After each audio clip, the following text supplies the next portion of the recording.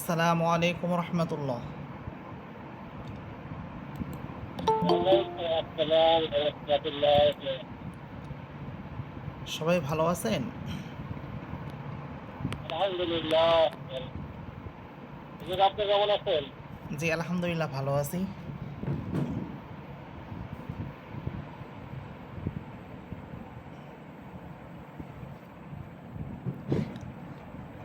আচ্ছা, আমরা ক্লাস শুরু করতেছি। দুরূদ শরীফ। আল্লাহুম্মা সাল্লি আলা মুহাম্মাদ ওয়া আলা আলি মুহাম্মাদ কামা সাল্লাইতা আলা ইব্রাহিম ওয়া আলা আলি ইব্রাহিম ইন্নাকা হামিদুম মাজিদ।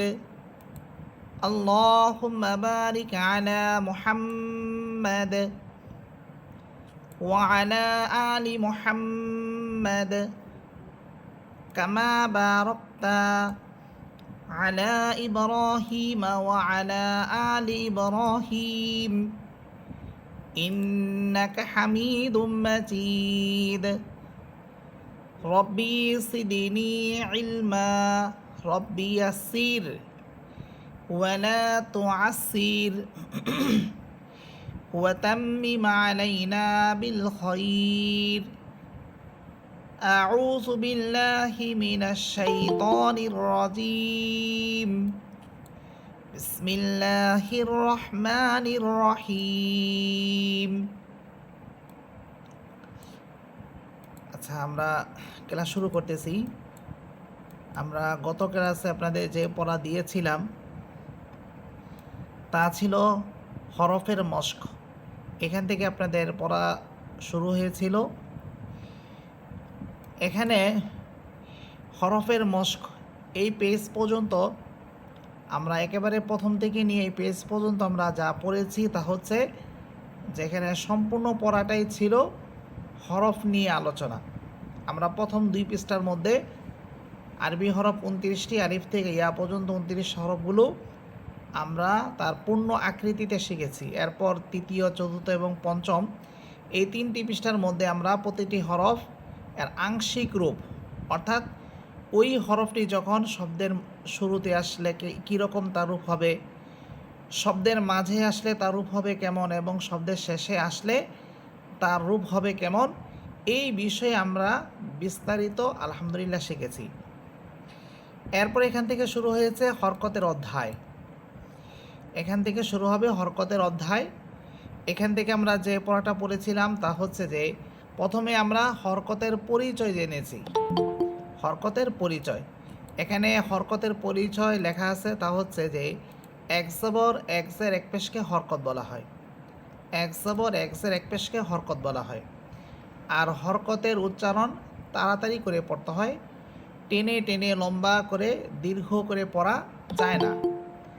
টেনে টেনে লম্বা করে দীর্ঘ করে পড়া যাবে না, বরং হরকতের উচ্চারণ আমাদেরকে তাড়াতাড়ি করে পড়তে হবে, অর্থাৎ টেনে টেনে পড়া যাবে না। আমরা যেমন হরফগুলোর মধ্যে শুধু আলিফ এবং হামসা এই 2টা হরফ আমরা শিখেছিলাম যে কোনো টান হবে না, আর বাকি সবগুলো হরফই কিন্তু সেখানে দেখা গিয়েছে যে কোনো একটা হরফ 1 আলিফ টান হচ্ছে, কোনটা 2 আলিফ, কোনটা 3 আলিফ, এই পরিমাণ আমরা টেনে টেনে সেখানে পড়েছিলাম। কিন্তু যখন এই হরফগুলোর উপরে হরকত এসে যাবে, হরকত এটা একটা পরিভাষা, এর সংজ্ঞা হচ্ছে এক জবর এক জের এক পেশকে হরকত বলা হয়। তো এই হরকত যখন এসে যাবে তখন আর টেনে টেনে পড়া যাবে না, বরং টান ছাড়া আমাদেরকে পড়তে হবে। আর হরকতের কাজ হচ্ছে বাংলায় জবর এটা আকারের উচ্চারণ হবে, জের এটা রস্যিকারের উচ্চারণ হবে এবং পেশ এটা রস্যকারের উচ্চারণ হবে। যেমন এখন আমরা উদাহরণ সহ শিখেছিলাম। এরপর আমরা শিখলাম যে যখন হরফের উপরে জবর আসবে তখন তার উচ্চারণটা কেমন হবে।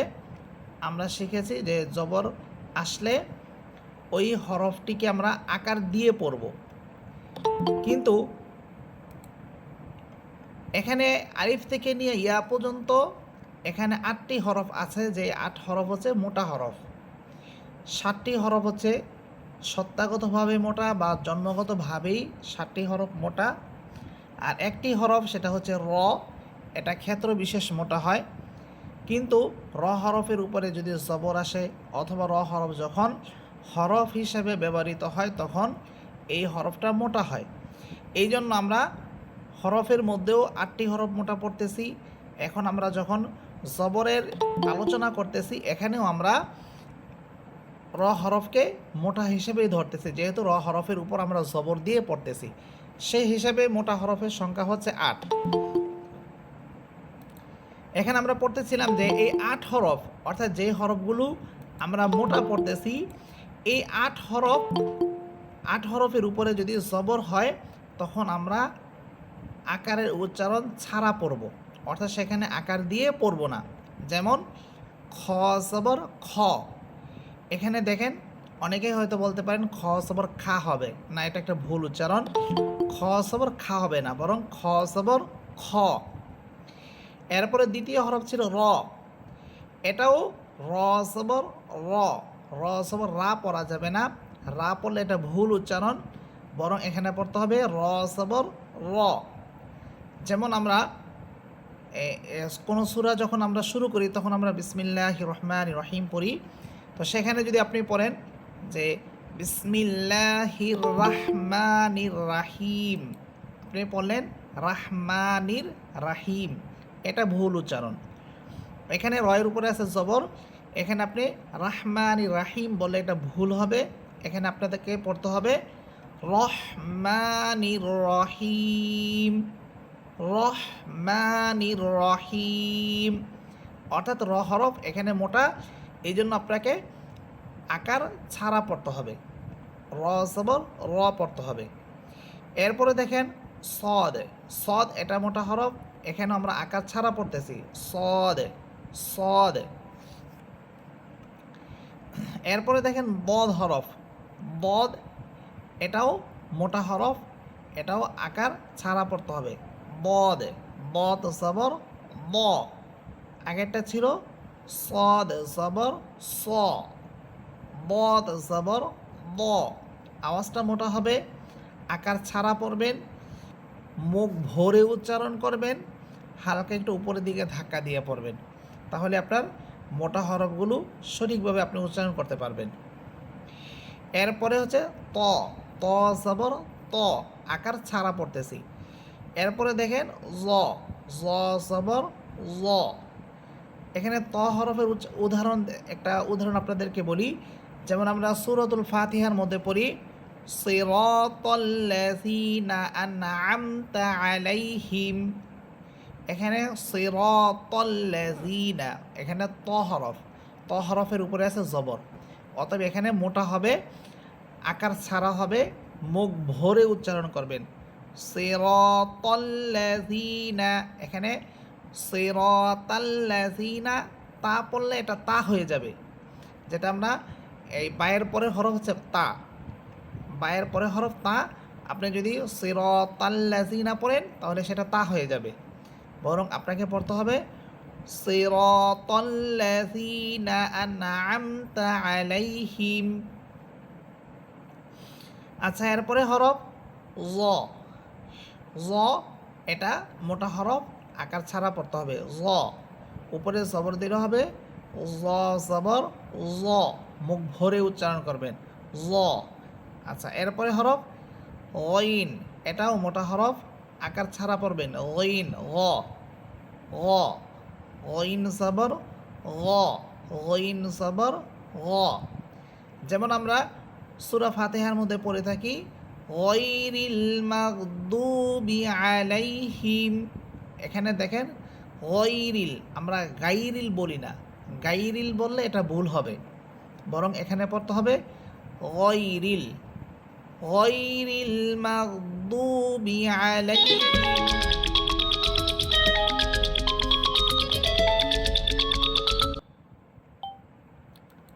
আচ্ছা, তাহলে আমরা বুঝলাম যে এখানে গা পড়া যাবে না, বরং গয়রিল, গইন পড়তে হবে।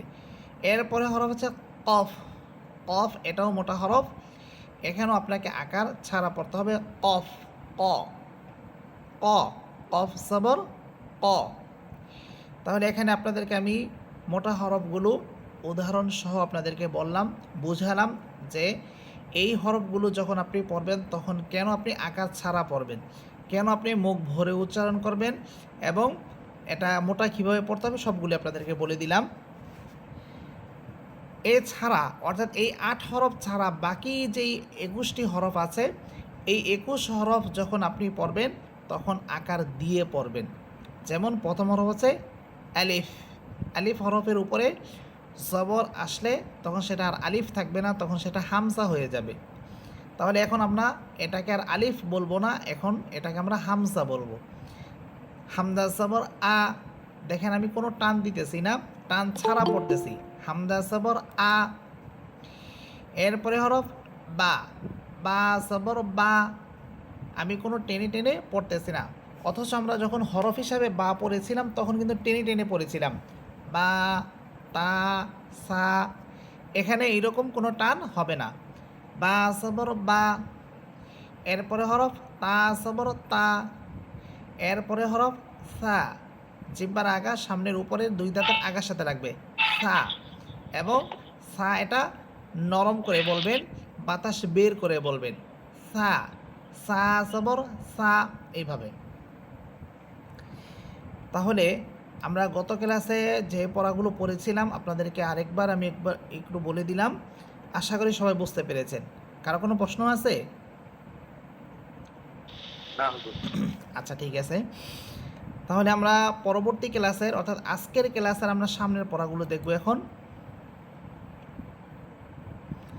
এখান থেকে শুরু হবে সমুচ্চারিত হরফের উচ্চারণের পার্থক্য। আমরা এই শিরোনামে আমরা এর আগেও পড়েছিলাম সমুচ্চারিত হরফের উচ্চারণের পার্থক্য। সেখানে তো আমরা শুধু হরফগুলো পড়েছিলাম, এখানে ওই হরফগুলোই আসবে, কিন্তু এখানে আমরা জবর দিয়ে পড়ব।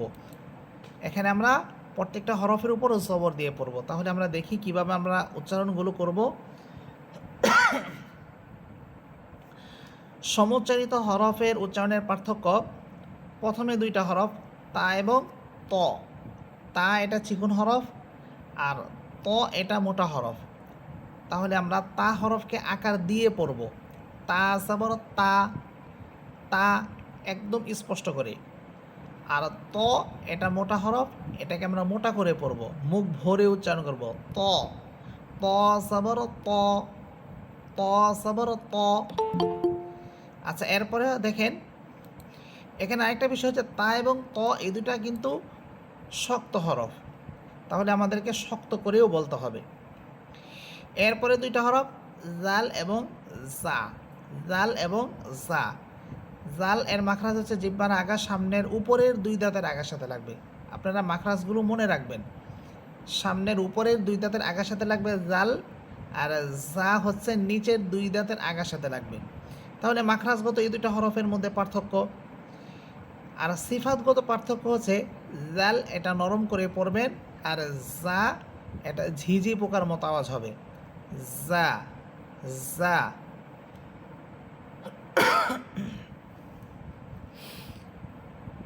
আচ্ছা, তাহলে জাল জবর জা, জা। আর জা হবে জা জবর জা, জা। আচ্ছা, এরপরে 2টি হরফ দাল এবং বদ। দাল এবং বদ। দাল এটা জিহ্বার আগা সামনের উপরের 2 দাঁতের গোড়ার সাথে লাগবে, উপরের 2 দাঁতের গোড়ার সাথে লাগবে। আর দদ এটা হচ্ছে জিহ্বার গোড়া, জিহ্বার গোড়ার কিনারা উপরের মারির দাঁতের গোড়ার সাথে লাগবে, বদ।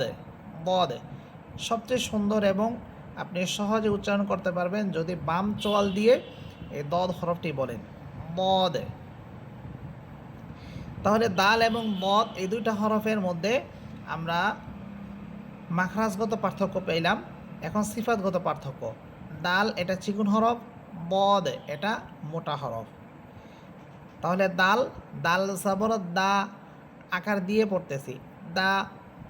আর বদ এটা মোটা হরফ, আকার ছাড়া পড়ব, বদ জবর ব, ব, আকার ছাড়া পড়তেছি। এরপরে 2টি হরফ সিন এবং শিন। সিন আরেকটি হচ্ছে শিন। সিন এটার মাখরাজ হচ্ছে জিহ্বার আগা সামনের নিচের দুই দাঁতের আগার সাথে লাগবে। সিন হরফের মাখরাজ জিহ্বার আগা সামনের নিচের দুই দাঁতের আগার সাথে লাগবে। আর সিন এটা বাংলাতে আপনারা দন্তস্ব এর উচ্চারণ করবেন, দন্তস্ব। আর শিন এটা হচ্ছে জিহ্বার মধ্যখান উপরের তালুর সাথে লাগবে, শিন, শিন। আর শিন এটা বাংলাতে এটা তালব্য এর উচ্চারণ হবে। শিন হরফটি বাংলায় তালব্য এর উচ্চারণ হবে। তাহলে আমরা সিন এবং শিনের মধ্যে মাখরাজগত পার্থক্য পেলাম। এখন সিফাতগত পার্থক্য। সিন এটা চিকুন হরফ, শিন এটাও চিকুন হরফ। দুটাতে আমরা আকার দিয়ে পড়ব। চিকুন হরফ যেগুলো সবগুলোতে আমরা আকার দিয়ে পড়ব। আর সিন এটা ঝিঝি পোকার মতো আওয়াজ হবে। আর শিন এটার আওয়াজটা শাসা একটা শব্দ হবে, আওয়াজটা অনেক বড় হবে। তাহলে উচ্চারণ কি হবে? সিন জবর সা, সা। আর শিন এটার আওয়াজটা অনেক বড় বিকট হবে, শিন জবর সা, সা। যেমন আমরা যখন কোনো সূরা শুরু করি তখন আউযু বিল্লাহ পড়ি, এখানে এই শিন হরফটা আছে। আউযু বিল্লাহি মিনাশ শাইতানির রাজিম। মিনাশ শাই, মিনাশ, এই যে দেখেন এখানে মিনাশ শাই আওয়াজটা অনেক বড় হইতেছে, মিনাশ শাইতানির রাজিম। আচ্ছা, এরপরে দুটি হরফ হা এবং হা। একটি হচ্ছে, প্রথমটি হচ্ছে জিমের মতো হা, আর পরেরটি হচ্ছে গোল হা। এখানে এই দুইটা হায়ের মাখরাজগত পার্থক্য। প্রথম হচ্ছে হা, জিমের মতো হা, এর মাখরাজ হচ্ছে কণ্ঠনালীর মধ্যখান, অর্থাৎ আমাদের গলায় যে ছোট একটি জিহ্বা থাকে যেটাকে আমরা আলা জিহ্বা বলি, ওই স্থান থেকে হা হরফটি উচ্চারিত হবে। আর গোল হা এটা মুখের একেবারে খালি জায়গা থেকে, মুখের খালি জায়গা, হলকের শুরু মুখের খালি জায়গা থেকে উচ্চারিত হবে। মুখের খালি জায়গাটা হচ্ছে যে আমরা হা করলে মুখের বাহির থেকে মুখের ভিতরে যতটুকু অংশ দেখা যায় ওইটুকু অংশকে মুখের খালি জায়গা বলা হয়। এটা তো হলো মাখরাজগত পার্থক্য। আর সিফাতগত পার্থক্য তেমন কিছুই নেই। হা এবং হা দুটোটাই বাতাস ছেড়ে পড়তে হবে এবং দুটোটাই চিকুন হরফ। যেহেতু চিকুন হরফ আমরা আকার দিয়ে পড়ব। কিন্তু আরেকটি পার্থক্য হচ্ছে যে হা অর্থাৎ জিমের মতো যে হা, এই হা বলার সময় আমি যখন হা বলবো তখন হা হরফের একটা সাউন্ড হবে, একটা শব্দ হবে, সাথে সাথে মুখ থেকে যে বাতাসটা বের হচ্ছে ওই বাতাসের একটা শব্দ হবে, অর্থাৎ দুইটা আওয়াজ হবে, একটা হচ্ছে হা আর একটা হচ্ছে বাতাসের শব্দ। আর গোল হা যেটি, এই হা উচ্চারণের সময় শুধু হায়ের আওয়াজ হবে, বাতাসের কোনো শব্দ হবে না। তাহলে প্রথমে জিমের মতো হা, হা জবর হা, হা। আর গোল হা এটা বাতাসের কোনো শব্দ হবে না, শুধু হা বললে যে সাউন্ড হয় সেটাই হবে, হা জবর হা, হা। এরপরে দুইটি হরফ জাল এবং জ, জাল এবং জ। এই দুইটা হরফের মাখরাজ এক, জিহ্বার আগা সামনের উপরে দুই দাঁতের আগার সাথে লাগবে, জাল জ। সামনে আরেকটা হরফ আসবে সেটা হচ্ছে সা। এই তিনটা হরফের মাখরাজ এক, জাল জ সা। এই তিনটা হরফের মাখরাজ এক, জিহ্বার আগা সামনের উপরে দুই দাঁতের আগার সাথে লাগবে, জাল জ সা, জাল জ সা। কিন্তু এখানে জাল এটা চিকুন হরফ আর জ এটা মোটা হরফ। তাহলে আমরা এই দুইটা হরফের মধ্যে সিফাতগত পার্থক্য পাচ্ছি। জাল এটা চিকুন হরফ আর জ এটা মোটা হরফ। তাহলে জাল হরফটাকে আমরা আকার দিয়ে পড়ব আর জ হরফটাকে আমরা আকারের উচ্চারণ ছাড়া পড়ব। জাল জবর জা, জা। আর জ হবে জ জবর জ, মুখ ভরে উচ্চারণ করবেন, জ, জ। এরপর সা এবং সিন, সা এবং সিন। এই দুইটা হরফের মধ্যে মাখরাজগত পার্থক্য হবে এবং সিফাতগতও পার্থক্য হবে। মাখরাজগত পার্থক্য হচ্ছে সা জিহ্বার আগা সামনের উপরের দুই দাঁতের আগার সাথে লাগবে, আর সিন নিচের দুই দাঁতের আগার সাথে লাগবে। Scene scene. আর সা উপরের দুই দাঁতের আগার সাথে লাগবে। সা সা। আর এখানে সিফাতগত পার্থক্য হচ্ছে প্রথমত সা এবং সিন দুটোটাই চিকন হরফ। যেহেতু দুটোটাই চিকন হরফ, আমরা এই দুইটাকে আকার দিয়ে পড়ব। কিন্তু সা এটা নরম হরফ, আর সিন এটা ঝিঝি পোকার মতো আওয়াজ হবে। Scene scene. আর সা এটা নরম করে পড়বেন। সা সা। তাহলে সা হরফের উপরে সবর দিলে এর উচ্চারণ হবে সা সবর সা সা। আর সিন এটার উপরে সবর দিলে উচ্চারণ হবে সিন সবর সা সা। এরপর হচ্ছে হামসা এবং ইয়া। হামসা এটা মুখের খালি জায়গাতে উচ্চারিত হবে। ইয়া জিহ্বার মধ্যখান উপরে তালুর সাথে লাগবে। ইয়া। অনেকেই ইয়া হরফটাকে মুখের খালি জায়গা থেকে হামজার মতো করে বলেন, এটা ভুল। ইয়া হরফের মাখরাজ হচ্ছে জিহ্বার মধ্যখান উপরে তালুর সাথে লাগবে। এবং হামসা এটা শক্ত হরফ, ইয়া এটা শক্ত হরফ না। অর্থাৎ হামসার মতো এত শক্ত হবে না, একটু নরম করে পড়বেন। তাহলে হামসা হরফের উপরে আমরা জবর দিলে উচ্চারণ হবে হামদা সবর আ আ, শক্ত করে হামদা সবর আ। আর ইয়া হরফের উপরে জবর দিলেও হবে ইয়া সবর ইয়া ইয়া।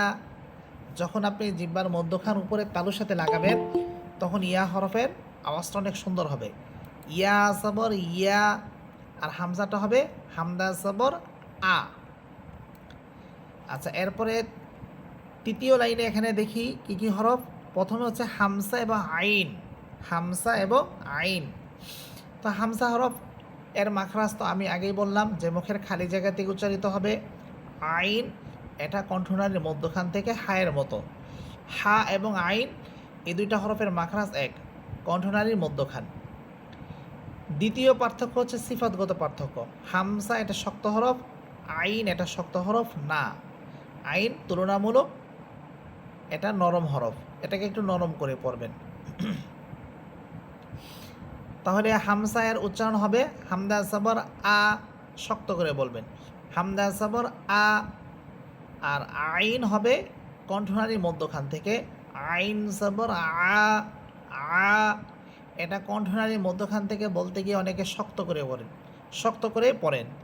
এটা শক্ত হবে না, কণ্ঠনালীর মধ্যখান থেকে হবে, কিন্তু আপনাকে শক্ত করে বলতে পারবেন না, আপনি শক্ত ছাড়া পড়তে হবে। আইন সবর আ আ। আপনি গলার উপরে প্রেশার দিবেন আ। আপনি চেষ্টা করবেন যে আপনার আওয়াজটা যেন কণ্ঠনালীর মধ্যখান থেকে হয় আ। আর হামসা এটা মুখের খালি জায়গা থেকে আ, হামদা সবর আ। আর আইন হবে আইন সবর আ আ। এরপরে দুইটি হরফ জা এবং জিম। জা এর মাখরাজ হচ্ছে জিহ্বার আগা সামনের নিচের দুই দাঁতের আগার সাথে লাগবে, আর জিম জিহ্বার মধ্যখান উপরের তালুর সাথে লাগবে। জা এটা ঝিঝি পোকার মতো আওয়াজ হবে, আর জিম এটা ঝিঝি পোকার মতো আওয়াজ হবে না। জা এটা শক্ত হরফ না, এটা তুলনামূলক একটু নরম করেই পড়বেন। আর জিম এটা শক্ত হরফ, এটাকে শক্ত করে পড়বেন। তাহলে জা হরফটা আমরা বলবো জা জবর জা জা। আর জিম হবে জিম জবর জা যা। এরপর সিন এবং সদ। সিন এবং সদ এই দুইটা হরফের মাখরাজ এক, জিহ্বার আগা সামনের নিচের দুই দাঁতের আগার সাথে লাগবে। এখান থেকে তিনটা হরফ ছিল, সাথে জা হরফটাও, অর্থাৎ সিন সদ জা এই তিনটা হরফের মাখরাজ এক, জিহ্বার আগা সামনের নিচের দুই দাঁতের আগার সাথে লাগবে। এখানে সিন এবং সদ এই দুইটা হরফের সিফাত ভিন্ন। সিন এটা চিকন হরফ, এটাকে আমরা আকার দিয়ে পড়ব। আর সদ এটা মোটা হরফ, আমরা আকারের উচ্চারণ ছাড়া পড়ব। সিন জবর সা, সা আকার দিয়ে পড়তেছি সা। আর সদ হবে সদ জবর স, মোটা করে স। এরপর হচ্ছে হামসা এবং ওয়াও, হামসা এবং ওয়াও। হামসা এটা শক্ত হরফ, শক্ত করে পড়বেন, হামদা জবর আ। আর ওয়াওটা হবে ওয়াও জবর ওয়া, ঠোঁট গোল করে পড়বেন, গোল করে আওয়াজ শুরু করবেন এবং মধ্যখানে আবার এই ঠোঁটকে ছড়িয়ে দিবেন, ওয়া ওয়া, ওয়াও জবর ওয়া। তাহলে এখানে আজকে আমরা সমুচ্চারিত হরফের উচ্চারণের পার্থক্য এখান থেকে আমাদের আজকে পড়া শুরু হলো। আমরা এই হরফগুলোকে জবর দিয়ে সবগুলো পড়লাম এবং আপনাদেরকে শোনালাম। আশা করি সবাই বুঝতে পেরেছেন। কারো কোনো প্রশ্ন আছে এখানে? সবাই শুনতে পাচ্ছেন?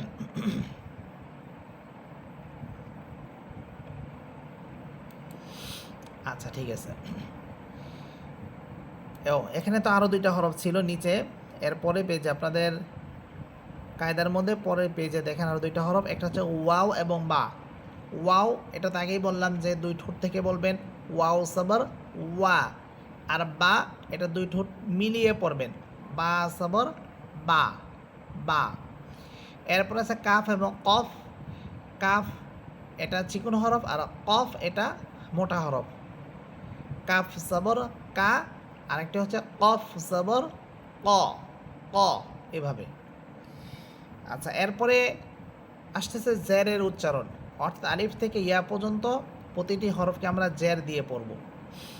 এখানে আপনাদেরকে আরেকটা বিষয় আমি স্পষ্ট বলি, সেটা হচ্ছে যে আমরা যে জবর জের পেশ পড়তেছি, এইগুলো যখন আমরা পড়ব, অর্থাৎ হরফের উপর যখন আমরা জবর দিয়ে পড়ব, জের দিয়ে পড়ব, পেশ দিয়ে পড়ব, তখন আমাদের এই পেশের বা জবর বা জেরের উচ্চারণটা কেমন হবে, তখন আমাদের মুখের ধরনটা কেমন হবে।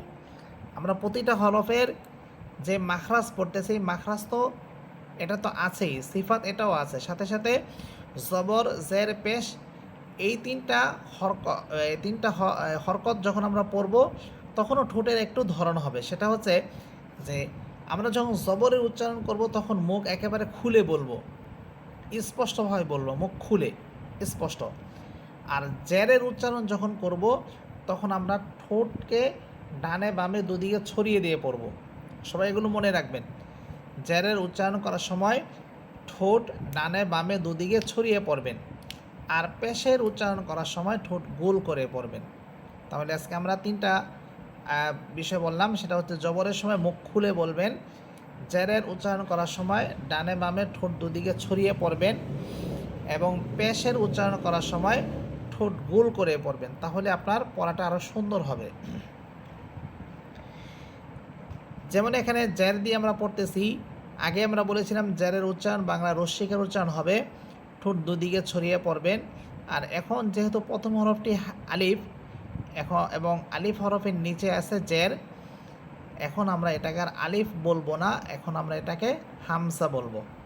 তাহলে হামসা জের ই, দেখেন ঠোঁট দুদিকে ছড়িয়ে পড়বেন, ডানে বামে দুদিকে ছড়িয়ে।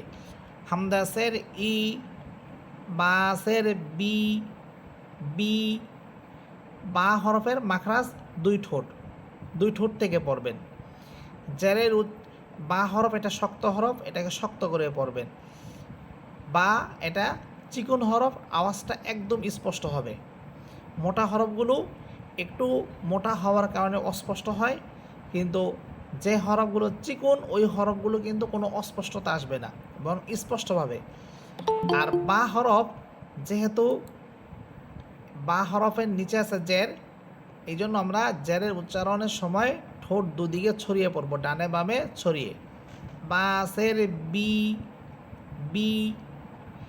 এরপরে হরফ তা, তাসের তি, তি। ঠোঁট দুদিকে ছড়িয়ে পড়বেন, তি।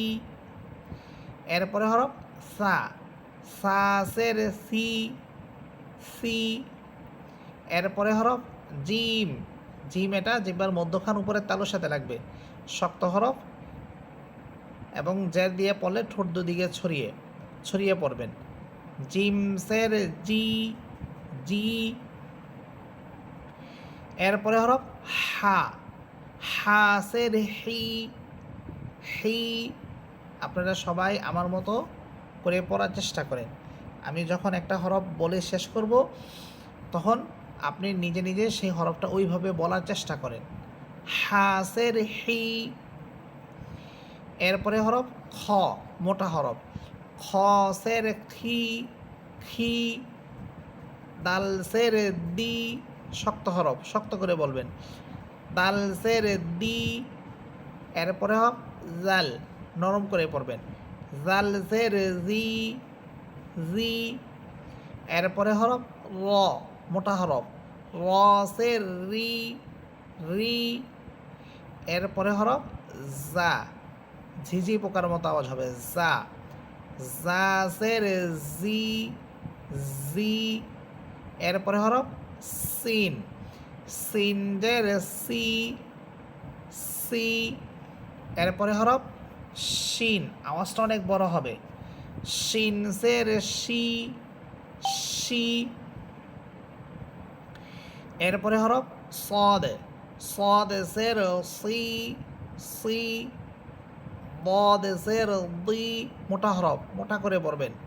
বতেসের দি। এরপরে হরফ ত, এটাও মোটা হরফ। তসের তি, তি। এরপরে হরফ ল, এটাও মোটা হরফ। লসের জি, জি। আইনসের ই, কণ্ঠনালীর মধ্যখান থেকে, ই। এরপরে হরফ গইন, মোটা হরফ। গইনসের রি, রি। এরপরে হরফ ফা, ফা। ফাসের ফি, ফি। এরপরে হরফ কফ, জিহ্বার গোড়া উপরে তালুর সাথে লাগবে, কফ। কফসের কি,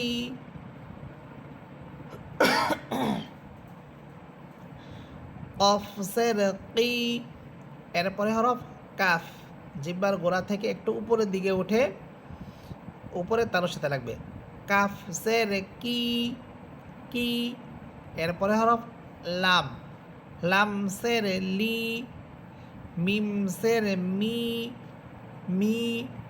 নুনসের নি, ওয়াউসের উই। এই উচ্চারণটা, এই হরফের উচ্চারণটা সবাই একটু খেয়াল করেন।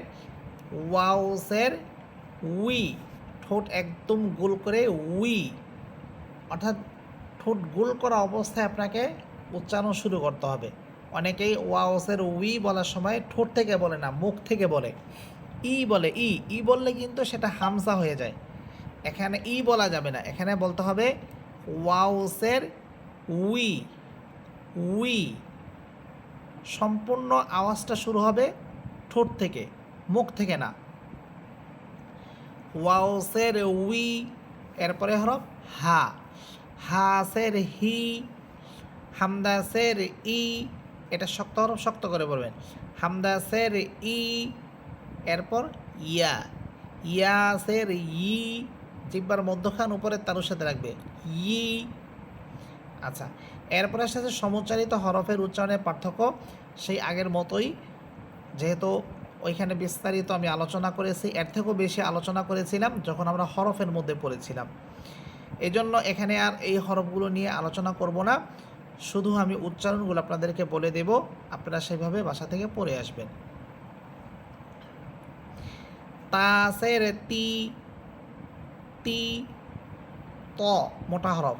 তসের তুই, তুই। এরপর জাল, জালসের জি। আর জাটা হবে জাসের জি, জি। এরপর দাল, দালসের দি, দি। এরপর বদ, মোটা হরফ। বদসের দি, দি। এরপর হা, হাসের হি, হি। আর গোল হা হবে বাতাস ছেড়ে দিয়ে, হাসের হি। এরপর জাল, জালসের জি, জি। জসের জি, মোটা হরফ, মোটা করে বলবেন, জসের জি। এরপর সা, সা সের সি, সিন, সিন সের সি, সি। এরপর হামজা সের ই, আইন সের ই, কণ্ঠনালীর মধ্যখান থেকে উচ্চারিত হবে আইন, আইন সের ই। এরপর জা, জা সের জি, জি। এরপর জিম, জিম সের জি। এরপর সিন, সিন সের সি, সি। صاد সের সি, সি। এরপরে পেজ সিন, সিন জের সি, সি। এরপর শিন, আওয়াজটা অনেক বড় হবে, শিন সের শি, শি। এরপর বা, বা সের বি, বা সের বি। এরপর হচ্ছে ওয়াও, ওয়াও সের উই, ঠোঁট গোল করে পড়বেন, ওয়াও সের উই। এরপর হামজা সের ই, ইয়া সের ই, কাফ সের কি, কফ, জিব্বার গোড়া উপরে তালুর সাথে লাগবে, কফ সের কি। হামদা সের ই, শক্ত করে বলবেন, হামদা সের ই। এরপর ওয়াও, ঠোঁট গোল করে, ওয়াও সের উই, উই।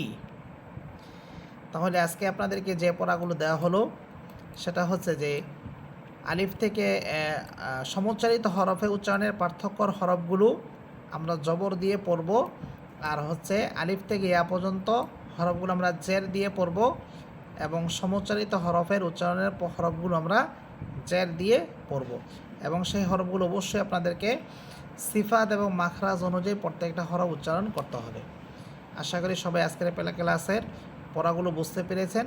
তারপরও যদি কারো কোনো প্রশ্ন থাকে বা কোনো একটি হরফ না বুঝে থাকেন তাহলে অবশ্যই ইনশাল্লাহ জানাবেন, আমি আপনাকে আবার বুঝিয়ে দেব। আচ্ছা, এখানে যারা পুরুষ আছেন আপনারা তো আলহামদুলিল্লাহ। জি, অনেকে ওয়াউজের উই না করে ওয়াউজের বি বলে অনেকে। না, আমি তো ওইটাই বললাম যে ওয়াও এবং হামজার মধ্যে পার্থক্য হচ্ছে হামজা এটা মুখের খালি জায়গা থেকে উচ্চারিত হবে, এটা শক্ত হরফ ই, ঠিক আছে, এটা ই হবে শক্ত করে।